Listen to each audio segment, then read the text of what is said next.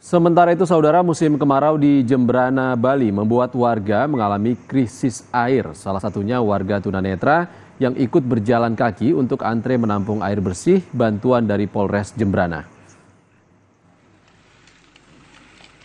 Niputu Widiantini berjalan kaki dengan membawa ember kosong menuju tempat distribusi air bersih yang disalurkan oleh Polres Jembrana. Putu Widiantini berjalan kaki dengan bantuan tongkatnya, lantaran ia merupakan penyandang tunanetra. Di tengah perjalanan, Putu Widiantini bertemu dengan seorang Babin Kamtipmas yang kemudian membantunya untuk menampung air bersih. Rumah Putu menuju titik distribusi air memang tidak jauh, jaraknya sekitar 500 meter. Tetapi karena ember yang dimilikinya berukuran kecil, ia harus bolak-balik ke rumahnya untuk bisa menampung air. Namun karena keterbatasannya, air yang ditampung Putu tidak bisa banyak, lantaran ia tidak bisa berjalan cepat untuk kembali menampung air terus-menerus.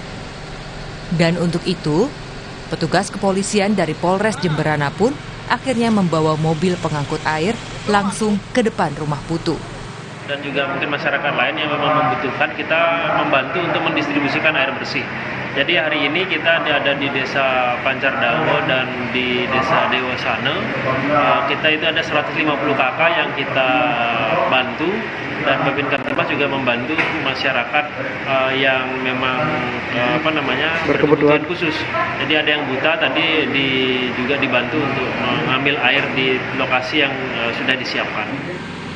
6.000 liter air bersih disalurkan Polres Jembrana, Bali kepada ratusan warga Banjar Dewasana yang mengalami krisis air bersih sejak sebulan belakangan.